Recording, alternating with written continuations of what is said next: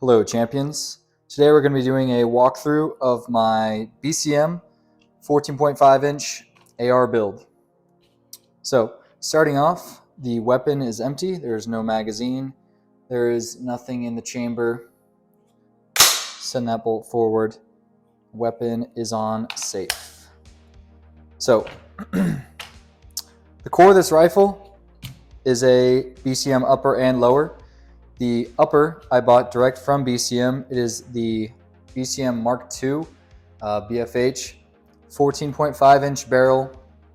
It's the enhanced lightweight barrel. It's got the MCMR 13 handguard, and I've got a Surefire Warcomp pin and welded to put this thing past 16 inches. The lower is a BCM lower that I bought from a local gun shop. The bolt carrier group, as you can see there, it's a little dirty, but it is a BCM bolt carrier group. So, breaking this thing down, start from the butt here. We've got a B5 Systems Bravo stock. This is a modern adaptation to the classic B5 SOP mod stock that is very popular and widely used. It's got a nice wide top here for cheek weld. It's got a comfortable back pad here. It's adjustable, and it's got Sling QD mounts. Moving forward here, we've got a BCM Grip Mod 3 in flat dark earth. I like these BCM grips because the grip angle is reduced, so it's more straight up and down. There is some verticality to it, if you will. Word of the day, verticality. We've got a Radian safety selector and Radian charging handle. This is the Radian Talon safety selector. It's ambidextrous, so as you can see, it is on the right and left side. And I've got it currently set to a 45-degree throw, so safe, fire, and that's all you have to go to actuate the weapon. Like I said, got a Radian Raptor charging handle, so you can grab it from either side. It's grippy, it's sticky. Moving forward, we've got the Magpul Enhanced magazine release. As you can see, it sticks forward and back just a little bit more, making magazine changes that much easier and, you know, kind of fun just. So, as you can see here, poking through the trigger guard, attached on the other side is the Magpul BAD Lever. So this attaches to the bolt release / bolt catch, and basically just attaches here, wraps through the trigger guard. You can still activate your paddle and bolt release as usual, but it comes around to this side and allows your trigger finger to actuate the bolt catch and bolt release as well. So as I pull this back, I can push the Magpul BAD Lever up, and then it will catch that bolt for me, making clearing the gun during malfunctions easier, making reloads just a little bit quicker, because when I reinsert that mag, all I have to do is push that down, and then you are ready to rock and roll once again. Moving up, we're running the Magpul MBUS Pro. So these are the Magpul backup iron sights. So all you have to do is pop them up. There's the rear, here's the front. I've got them 0 to 50 yards, and they're ready to roll. Moving forward, we've got a Sig Sauer Romeo 5 red dot on top of a Scalarworks 1.93 mount. This is the Leap 01 mount from Scalarworks. And what's cool about this mount is that you can see right here, this little knob. This is how you tighten it / loosen the mount if you want to take it off. So it's very quick, just a couple screws. That pops off.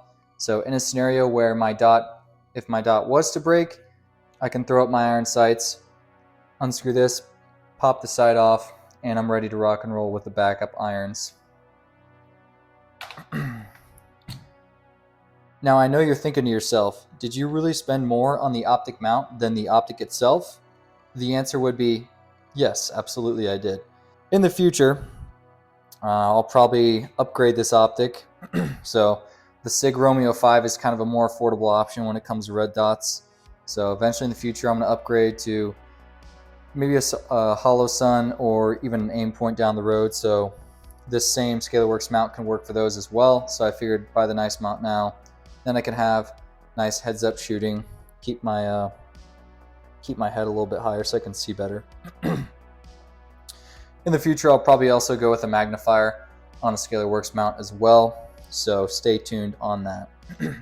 Moving forward, we've got the Neomag Sentry strap right here, and basically this is adjustable to tighten to the handguard of the gun. You can also put it on the stock, and then basically this is a magnet right here, so this pops up, and then it helps stow your sling.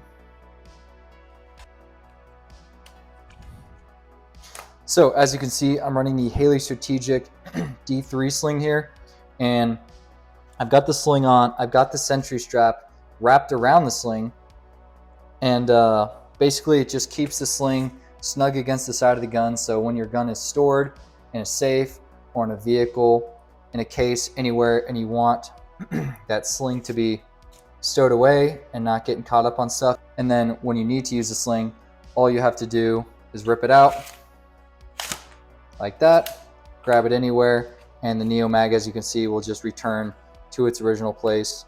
Like that, you can use the sling and go back to work. Speaking of the sling, this Stratrgic sling is a 2-point to 1-point, so you can run it in this 2-point configuration like this, or you can buckle this in here, and then now you've got yourself a 1-point sling.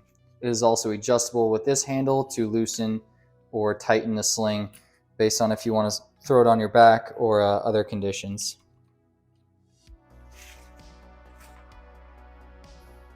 Continuing to move forward here, I've got a BCM QD mount for a sling right here.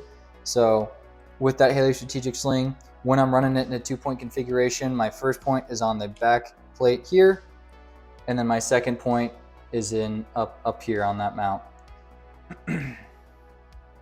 As we continue to move forward here, we've got a Magpul Vertical Foregrip, which I have mounted backwards to get that nice angle, which holds the hand in well and allows me to keep grip on the gun and find that same spot every single time. So as we keep moving up, we'll talk about kind of this whole light system here. So I've got a Streamlight ProTac rail mount HLX on here, 1000 lumens, good light, sturdy, and I went with it over a Surefire light simply because it is quite a bit cheaper. Might upgrade to Surefire in the future, but for now, this will do. All right, folks, so I'm going to do a quick demonstration of the weapon light here. So we've got a couple options. I can do momentary, strobe, or I can click it on for constant. And the dishes are done, I guess. So once again, there's momentary, strobe, and constant. I've got it on an Arisaka Scout offset mount, which keeps it snug to the gun and nice and tight. I'm also running an Arisaka Tailcap adapter to make this Streamlight light fit with Surefire pressure switches. So you can see here I've got a Surefire pressure switch going into a Streamlight, and you know, kind of gives you the best of both worlds. You can have the nice Surefire pressure switches and tailcaps, which are known to be a little bit more reliable, but you can still have more affordable light with the Streamlight. The wires running under this this is Gearaid Camoform is what it's called, and it's adhesive, kind of self-adhesive tape. Basically, I wrapped it around the pressure switch to keep the pressure switch down on the rail, keep it snug so it doesn't rip off, and also keep the wires concealed so that those don't get caught on anything either. So it offers kind of a clean solution, keep everything together, and prevent any snag hazards. Kind of under that tape, you can see hiding are these rail panels right here that I've got kind of all around near where my hand goes. And those are from BCM. They snap right onto their rails here. In this case, the M-Lock rails. And basically they're adjustable. You can cut them down to size. And with a lightweight, slim rail like this, after a couple mags, it heats up pretty quick. So having those panels there as well as this tape kind of protects your hand a little bit if you're not wearing gloves, and prevents some of that heat transfer. As we keep moving forward here, as I said before, I've got a Surefire Warcomp here, and that is pin and welded to the end of that barrel. And what's cool about the Surefire Warcomp is a couple things, actually. So to start, the Surefire Warcomp comes ready to accept Surefire suppressors. So all you have to do is throw the suppressor on top, screw it in, clamp it down, you're ready to rock and roll. So in the future, when I do inevitably get a suppressor, I'm ready to roll, I'm ready to accept it, I'm ready to take it as one of my own. What's also cool about the Surefire Warcomp is the fact that it's kind of a hybrid between a flash hider and a compensator. So as you can see here, it's got 3 prongs. So those 3 prongs help hide some of the flash, obviously, reduce some of that fireball coming out of the end of the gun, reduce your muzzle signature in general. But then also these ports on the top act as a compensator and blow that gas upwards to reduce some of that vertical recoil, which is pretty awesome as well. I'm doing reloads. I'm either reloading from a pocket, practicing from a pocket, or reloading from my chest rig. I've got a Haley Stratrgic D3 CRM, so the micro chest rig, and we'll be breaking that down, kind of how I set that up in a future video. But for now, as a snack, you guys can get a quick peek. So moving forward, as far as anything else I'm going to do to the rifle, in the near future here, you will see in a video, we are going to spray paint this guy. I've got some camouflage spray paint, I've got some stencils. We're going to do little arts and craps and get this thing blended in with the environment, which of course is Multicam ARID.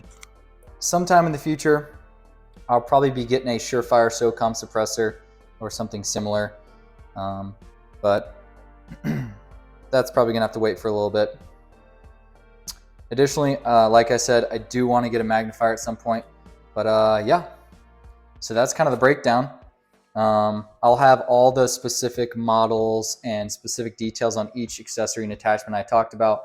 The whole build will be down in the description. If you guys have comments, questions, or concerns, feel free to leave them down below.